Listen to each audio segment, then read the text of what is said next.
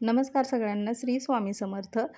तर महाशिवरात्रीनिमित्त रुद्राभिषेक कसा करायचा त्याबद्दलचा आजचा व्हिडिओ आहे. आणि अभिषेक कसा करावा, कोणती सेवा म्हणावी, कोणत्या मंत्राचे पठण करावे, ही सगळी विधिवत माहिती मी तुम्हाला सांगितली आहे. आणि जे काही मंत्र आहेत ते तुम्हाला मी डिस्क्रिप्शनमध्ये देत आहे, तर व्हिडिओ संपूर्ण बघा. तर इथं बघू शकता, सगळ्यात अगोदर इथं आपल्याला तुपाचा दिवा लावून घ्यायचा आहे. तर हा जो दिवा आहे तो शुद्ध गाईच्या तुपाचा आहे. त्यामुळे अगोदर सगळ्यात कुठलीही सेवा करताना आपल्याला दिवा लावून घ्यायचा असतो. तर पहिल्यांदा इथं मी दिवा लावते.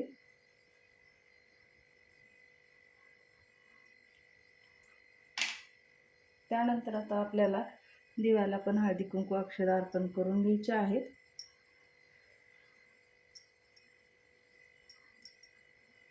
तर अशी आपल्याला दिव्याची पण पूजा करून घ्यायची आहे. आता हळदी कुंकू अक्षता अर्पण केल्यानंतर दिव्याला पण आपल्याला फूल अर्पण करायचं आहे. तर ही अशी झाली दिव्याची पूजा. त्यानंतर आता आपल्याला पहिल्यांदा धूप लावून घ्यायचं आहे. तर असेही म्हणतात की कुठल्याही पूजेची सुरुवात अगोदर धूप दीपानेच होते. त्यामुळे अगोदर आपल्याला दीप प्रज्वलित करून घ्यायचा आणि त्यानंतर आपल्याला धूप लावायची आहे. तर धूपच्या ऐवजी तुमच्याकडे जर अगरबत्ती असेल तर तेही लावू शकता. तर इथं बघा, मी धूप लावल्यानंतर आता आपण अभिषेकाला सुरुवात करूया. तर आता सगळ्यात पहिल्यांदा आपल्याला महादेवाच्या पिंडीवर अभिषेक करून घेण्यासाठी इथे पंचामृत किंवा तुम्ही दुधाने जरी अभिषेक करत असाल तर त्यावेळेस आपल्याला इथे तांब्याचं भांडं घ्यायचं नाही. तर इथं आपल्याला पितळेची जी काही भांडी आहेत ती घेऊ शकता किंवा आपण स्टीलचं घेतलं तरी चालेल. तर आता इथं मी पितळेचे जे प्लेट आहे ते घेतलं आहे. तर त्यावर आता आपल्याला महादेवाची आपली शिवलिंग जे आहे म्हणजेच की आपली महादेवाची पिंड आहे तर ते ठेवायची आहे. तर कधीही पिंड आपल्याला देवघरात वगैरे ठेवताना हा जो समोरचा भाग आहे तर हा उत्तर दिशेकडे असावा.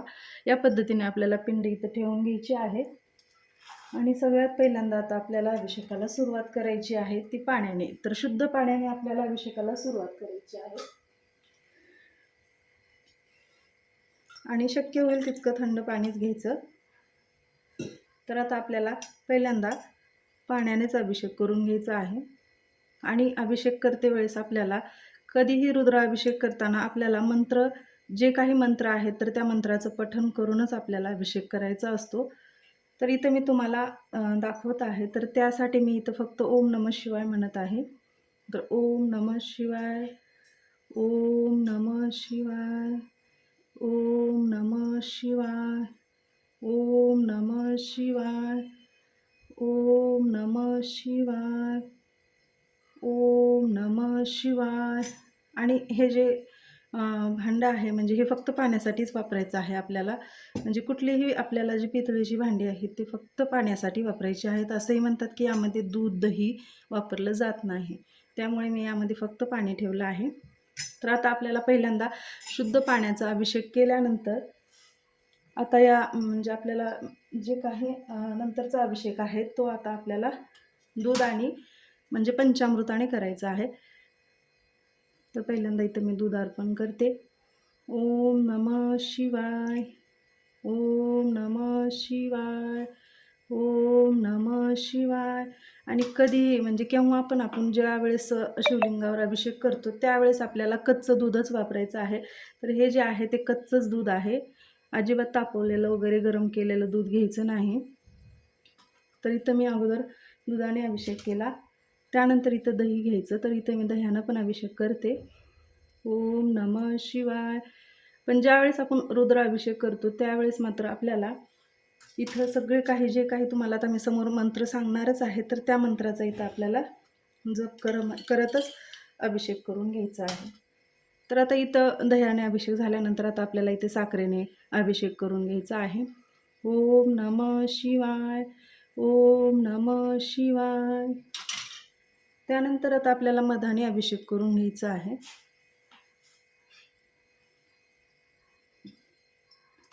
तर इथं तुम्ही पंचामृत पण बनवू शकता. पंचामृत जरी बनवलं तरी चालेल. तर इथं बघू शकता, इथं मधाचा वापर केला आहे मी. ओम नमः शिवाय, ओम नमः शिवाय, ओम नमः शिवाय. त्यानंतर इथं तूप. ओम नमः शिवाय, ओम नमः शिवाय. ओम नमः शिवाय. ओम नमः शिवाय. ओम नमः शिवाय. ओम नमः शिवाय. ओम नमः शिवाय. ओम नमः शिवाय. ओम नमः शिवाय. आता आणखीन शुद्ध पाणी. तर पाणी शक्यतो पिण्याचंच पाणी घ्या. जे आपण प्यायला पाणी वापरतो तेच पाण्याचा वापर करा. कारण नंतर आपण जेव्हा अभिषेक करतो तर हे जे तीर्थ आहे ते आपल्या घरामध्ये सगळ्यांना आपण प्रसाद स्वरूपात देतो. त्यामुळे ना शक्य होईल तेवढं आपण पिण्याचाच पाण्याचा वापर करा. तर इथं बघू शकता आता मी पाण्याने अभिषेक करत आहे. ओम नमः शिवाय. ओम नमः शिवाय. ओम नमः शिवाय. तर आता हा झाला आपल्याला पहिल्यांदा जो अभिषेक केला आहे तो. तर हा जेव्हा आपण अभिषेक करतो त्यावेळेस आपल्याला अभिषेक करताना स्वामीस्तवन म्हणायचं असतं. कुठलीही सेवा करताना अगोदर आपल्याला स्वामीस्तवन म्हणायचं आहे. आणि मग त्यानंतर आपल्याला स्वामीस्तवन झाल्यानंतर मग आपल्याला हे जे म्हणजे शिवलिंग आहे किंवा ही जी आपली पिंड आहे, महादेवाची जी पिंड आहे, तर ही पिंड उचलून आपल्याला एका स्वच्छ प्लेटामध्ये ठेवायची आहे. आणि यानंतर जी काही सेवा आहे ती आपल्याला शुद्ध पाण्याने करायची आहे. जेणेकरून ते जे पाणी आहे तर ते आपल्या घरामध्ये सगळ्यांना तीर्थ स्वरूपात आपण देऊ शकतो. त्यामुळे आपल्याला जी काही सेवा करायची आहे तर ती सेवा आता आपल्याला शुद्ध पाण्याने करायची आहे. तर ते मी तुम्हाला आता नंतर दाखवते. आता हे जे काही म्हणजे प्लेट आहे किंवा हे जे आपलं पंचामृताचं तीर्थ आहे, तर आता हे तीर्थ मी बदलून इथं शुद्ध पाण्याने अभिषेक करून दाखवते. तर पाहू शकता ते काही आपलं पंचामृताचं तीर्थ होतं ते बदलून मी इथं आता हे प्लेट घेतलं आहे. तर आता याला आपल्याला या प्लेटामध्ये पाण्याने अभिषेक करू शकतो आपण. त्यामुळे मी आता हा प्लेट बदलून घेतला आहे. म्हणजे हे जे काही तांबण आहे तांब्याचं तर ते घेतलं आहे मी. तर यावर आता स्वच्छ करून आपलं महादेवाचं जे शिवलिंग आहे ते ठेवलं आहे. त्यानंतर आता आपल्याला शिवमहिम स्तोत्र म्हणायचं आहे. कारण पहिल्यांदा आपण स्वामीस्तवन म्हटलं, मग त्यानंतर आपल्याला शिवमहिम स्तोत्र म्हणत एक वेळा म्हणायचं आणि त्यावेळेस आपल्याला यावर पाण्याने अभिषेक करायचा आहे. तर हे म्हणत नंतर आपल्याला अथर्व शीर्षमचं पठण करायचं आहे एक वेळेस. तर हे पण आपल्याला असं अभिषेक करतच म्हणायचं आहे. तर भरपूर वेळेस असंही होतं की आपण जेव्हा अभिषेक करत राहतो त्यावेळेस आपलं लक्ष सगळं अभिषेकाकडे असतं आणि एका हातानं अभिषेक करणं आणि एका हातानं जे काही पोथी आहे त्या पोथीचं पठण करणं होत नसतं. त्यामुळे आपण इथं जे काही अभिषेक पात्र आहे म्हणजे ज्याला गळती पण म्हणतात, तर ते गळती जे आहे ते गळती ठेवून जरी तुम्ही सगळी काही विधी आहे म्हणजे जे काही पोथी वाचन आहे तर ते तुम्ही करू शकता. त्यामुळे इथं आपल्याला गळतीचाच वापर करायचा असतो अभिषेक करते वेळेस. तर हा जो अभिषेक आहे तो महाशिवरात्रीच्या दिवशी तुम्ही आवर्जून करा. तर त्यानंतर गणपती अथर्व शीर्षाचं पठण केल्यानंतर मग आपल्याला श्रीराम रक्षा स्तोत्र 1 ते 9 श्लोक एक वेळेस म्हणायचं आहे. तर ही पण सेवा आपल्याला ज्यावेळेस आपण रुद्राभिषेक करतो त्यावेळेस करायची आहे. तर अशी भरपूर सेवा आहेत त्या मी तुम्हाला सांगतेच. त्या अगोदर इथं मी गळती आहे तर ते गळती इथं ठेवते. तर बघू शकता इथे मी गळती ठेवली आहे आणि आता यामध्ये आपल्याला असं पाणी टाकायचं आहे. म्हणजे काय होईल, पाणी टाकल्यानंतर बरोबर जे काही आपलं शिवलिंगावर जे गळती आहे ते बरोबर धार होईल. त्यामुळे हे या पद्धतीने आपण गळतीचा वापर करून जे काही आपले पूजा आहे म्हणजे आपण जे काही पोथी वाचणार आहोत तर त्या पोथीचं आपल्याला पठण करून घ्यायचं आहे.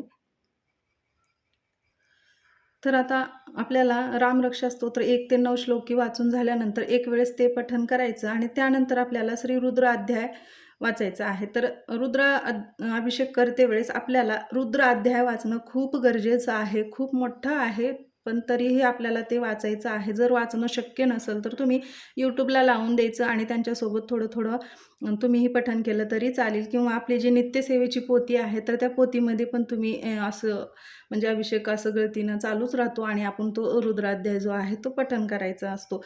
त्यामुळे आपल्याला जो काही रुद्राध्याय आहे तो चमक आणि नमक सहित पूर्ण वाचन करायचं आहे. त्यामुळे तो थोडासा वेळ लागेल. तर वेळ लागेल तरी हरकत नाही. आपल्याला अशी गळती घ्यायची आहे आणि त्यानंतर आपल्याला इथं पिण्याचं जे काही थंड पाणी आहे ते यामध्ये टाकत राहायचं आहे. जर मोठी गळती असेल तर टाकायची गरज नाही. तर असंच थोडं थोडं तुमचं जे काही पाणी आहे ते महादेवाच्या पिंडीवर अर्पण होत जातं, म्हणजे की अभिषेक होत राहतो. त्यामुळे आपल्याला जेव्हाही कुठलीही पूजा करताना गळतीची गरज असते, म्हणजे अभिषेक करताना. त्यानंतर बघा, रुद्राध्याय झाल्यानंतर आपल्याला शिवकवच एक वेळेस वाचायचं आहे. तर शिवकवच वाचल्यानंतर आपल्याला शिवगायत्री मंत्र 11 वेळेस म्हणायचा आहे. तर शिवगायत्री मंत्र झाल्यानंतर आपल्याला महामृत्युंजय मंत्र 11 वेळेस म्हणायचा आहे. त्यानंतर आपल्याला महामृत्युंजय मंत्र 11 वेळेस झाल्यानंतर महामृत्युंजय मंत्र पंचप्रणवयुक्त तोही 11 वेळेस म्हणायचा आहे. तर हे झाल्यानंतर आपल्याला अमृत संजीवनी मंत्र 11 वेळेस म्हणायचा आहे. त्यानंतर संजीवनी मंत्र 11 वेळेस म्हणायचा आहे. त्यानंतर कालभैरव अष्टक स्तोत्र ही आपल्याला 1 वेळेस म्हणायचं आहे. तर ही सगळी सेवा आपल्याला ज्यावेळेस अभिषेक चालू असतो, म्हणजे या गळतीतून जेव्हा आपण अभिषेक करतो गळतीद्वारे, त्यावेळेसच हे सगळी काही सेवा करून घ्यायची आहे.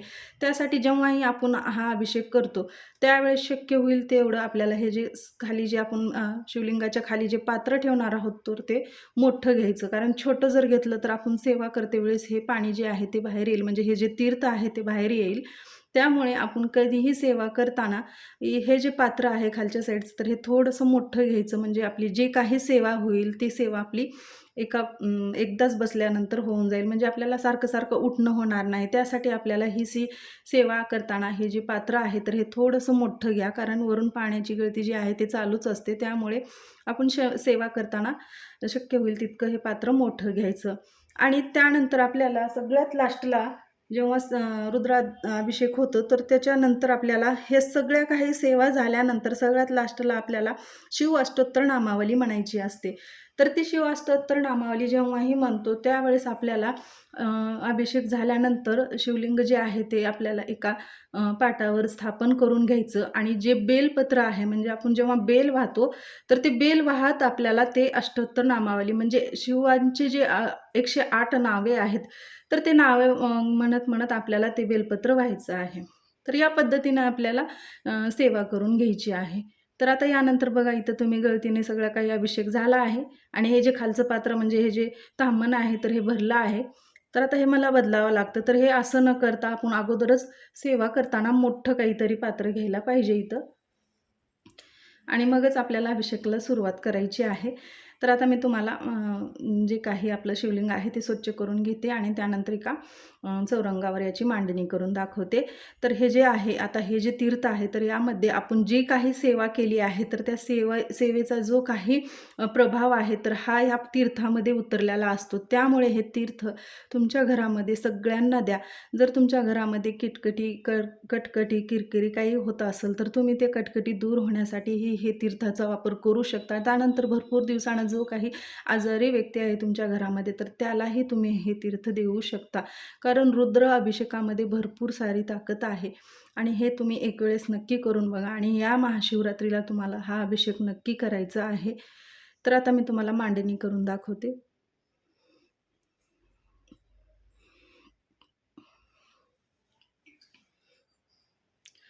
ओम नमः शिवाय, ओम नमः शिवाय, ओम नमः शिवाय. तर इथं बघू शकता जे काही तीर्थ होतं तर ते तीर्थ मी सगळं काही काढून हे प्लेट जे आहे ते स्वच्छ करून घेतलं आहे. त्यानंतर शिवलिंग पण स्वच्छ करून घेतलं आहे आणि आता याला आपण पूजा करून घेऊया. तर सगळ्यात पहिल्यांदा आपल्याला महादेवाच्या पिंडीला आपल्याला थोडंसं चंदन लावायचं आहे.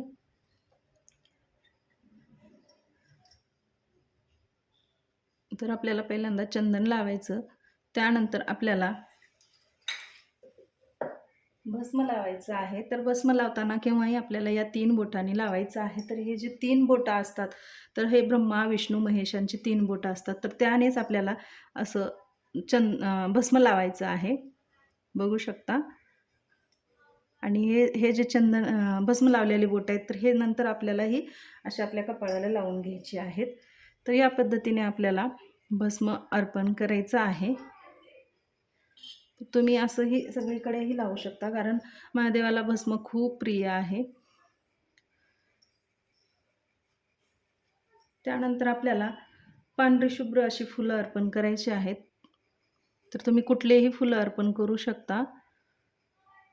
तर सध्या माझ्याकडे जे आहेत ते मी इथं अर्पण करत आहे. त्यानंतर आपल्याला इथं धोत्र्याचं फूल लागणार आहे. तर इथं धोत्र्याचं फूल, फळ दोन्हीही असेल तरीही खूप छान, म्हणजे तुम्हाला भेटलं तर तुम्ही आवर्जून अर्पण करा. कारण जेव्हाही आपण श्रावण महिन्यामध्ये त्यानंतर महाशिवरात्रीला महादेवाची पूजा करतो त्यावेळेस आपल्याला धोत्र्याचं फूल आणि फळाची खूप गरज असते. तर ते इथं अर्पण करू शकतात. त्यानंतर इथं बघा आपल्याला बेल जे आहे म्हणजे बेलपत्र आहे, तर ते बेलपत्र पण अर्पण करायचं आहे. पण सध्या माझ्याकडे फळही नाही, धोत्र्याचं फळ नाही, फूल नाही आणि बेलपत्रही नाही. हा व्हिडिओ खूप लवकर शूट केलेला आहे, त्यामुळे माझ्याकडे सध्या काही भेटलं नाही, म्हणून मी इथं आहे तशी पूजा करत आहे. आणि इथं आपल्याला ही पूजा करतानाच जे काही एक जरी बेलपत्र असेल तर ते एक बेलपत्रच आपल्याला 108 नामावली म्हणतच अर्पण करायचं आहे. त्यावेळेस फक्त आपल्याला एक लक्षात ठेवायचं की बेलपत्र हे आपल्याला पालतं अर्पण करायचं आहे. आपण बेलपत्र अर्पण करतो त्यावेळेस आपल्याला त्याचा जो म्हणजे देठ असतं, त्याचं जे या पद्धतीचं असं देठ असतं, तर ते देठ जे आहे ते आपल्याला अर्धं काढून टाकायचं आणि त्यानंतर जे फूल जे बेलपत्र आहे ते आपल्याला असं पालतं अर्पण करून, मी आता हे फूल दाखवत आहे तुम्हाला, पण ते बेलपत्र तुम्हाला पालतं अर्पण म्हणजे पानं आपल्याकडे आणि त्याचा जो देठाचा भाग आहे तो देवाकडे म्हणजे तो शिवलिंगाकडे करून आपल्याला अर्पण करायचा आहे. तर या पद्धतीने मी आज तुम्हाला पूजा कशी करायची म्हणजे रुद्राभिषेक कसा करायचा तर हे मी तुम्हाला थोडक्यात माहिती सांगितली आहे. आणि ही सगळी सेवा करताना आपल्याला शुद्ध गाईच्या तुपाचा दिवा प्रज्वलित करायचा आहे आणि हा दिवा चालूच ठेवायचा आहे. कारण दिव्याच्या साक्षीनं आपण जेव्हा पूजा करतो तर ती पूजा देवाजवळ पटकन पोचली जाते. त्यामुळे आपण कधीही पूजा करतो त्यावेळेस आपल्याला दिवा लावूनच पूजा करायची असते. आणि ही सगळी पूजा झाल्यानंतर मग आपल्याला याच दिव्याने म्हणजे आपण जे काही शुद्ध गाईचा तुपाचा दिवा लावलेला आहे तर त्याच दिव्याने आपल्याला आरती करून घ्यायची आहे. तर अशी होती ही आजची पूजा. आणि थोडक्यात तुम्हाला जी काही रुद्राभिषेकाची माहिती आहे तर ते मी तुम्हाला सांगितली पण आहे आणि दाखवली पण आहे. तर कसा होता व्हिडिओ नक्की कमेंट्समध्ये सांगा आणि व्हिडिओ आवडला तर व्हिडिओला लाईक करा, शेअर करा आणि कमेंट्स करून नक्की सांगा. माहिती आवडली असेल तर चॅनलला सबस्क्राईब करा आणि भेटूया अशाच व्हिडिओसोबत आणि अशाच माहितीसोबत. तोपर्यंत सगळ्यांना श्री स्वामी समर्थ. आणि हा व्हिडिओ पाहिल्याबद्दल पण तुमचे सगळ्यांचे मनापासून आभार.